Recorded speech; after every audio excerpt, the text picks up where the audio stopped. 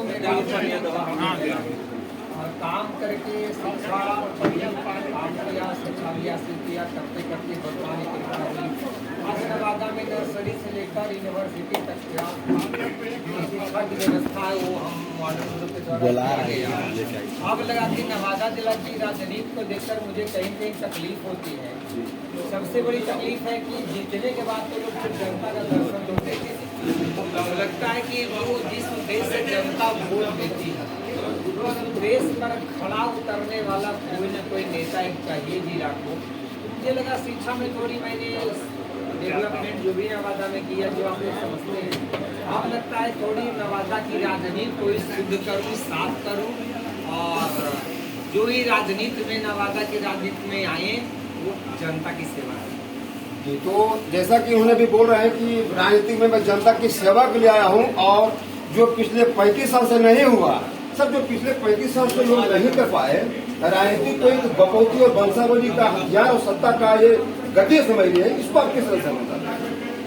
देखिए कहीं न कहीं हमारा समाज जो थोड़ी जाति भेद में बटा है, उसके साथ साथ कहीं न कहीं थोड़ी हमारे जो कोई कैंडिडेट भी मैदान में अच्छा नहीं आते हैं तो वैसे लोगों को दाव लगता रहता है। यही कारण है कि 35 साल से कहिए दाव लोगों को लग रहा है, अब दाव लगने वाला नहीं है। एक नवादा की जनता देख रही कि हमारे को बहुत ही एक अच्छा कैंडिडेट मिला है विधानसभा के लिए। इस बार जनता गलती नहीं करे, इस बार नवादा में परिवर्तन हो रहा है और नवादा विधानसभा में ही परिवर्तन ही होगा। आप देख लीजिएगा पूरे जिला की राजनीति बदलेगी। सर आपसे 3 मुद्दा अहम होगा और आपको बोलना होगा, बात में कुछ कर नहीं सकता। सर आपके मन में नवादा विधानसभा क्षेत्र के प्रति एक ऐसा मुद्दा बताइए जो पिछले 40 वर्षों से हुआ है, क्या आप उसको बताएंगे? बिल्कुल, देखिए जब इरादा होता है काम करने का, जब आपके अंदर सोच अच्छी है, इरादा बुलंद है तो आप 40 साल का काम 4 साल में कर सकते हैं।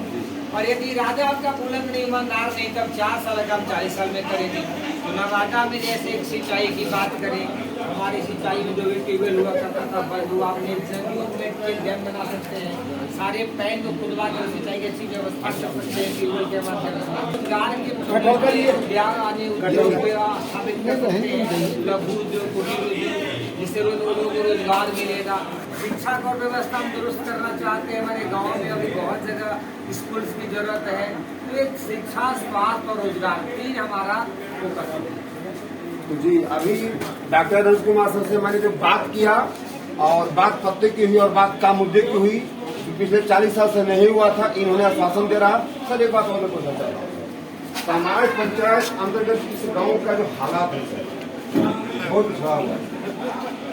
हर लोग आते हैं सर यहाँ, जैसा कि ग्रामीण जनता बोलते हैं, हर लोग आते हैं, हर लोग इस गाँव स्वागत करता है, लेकिन जीतने के बाद इस गाँव में कोई दोबारा नहीं आता है। आप तक नहीं आता, आप क्या कहते हैं? देखिए दिल से ईमानदार सोच लेकर कोई नहीं आते, उन्हें वोट लेने लेकिन वोट लेने नहीं आया हूँ।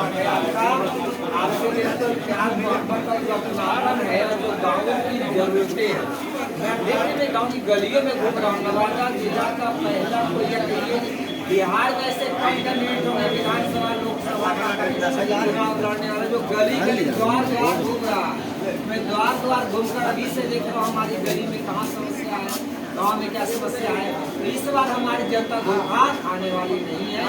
इस बार यदि मैं जीतता हूँ तो जीतने के बाद भी मैं गाँव का भ्रमण करूँगा और फिर से जीतकर राजा बनाऊंगा। सर आपका नाम? सर आपका क्या कहना है?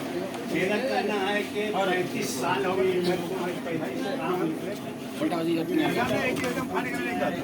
चीनी बड़ी जाके जनता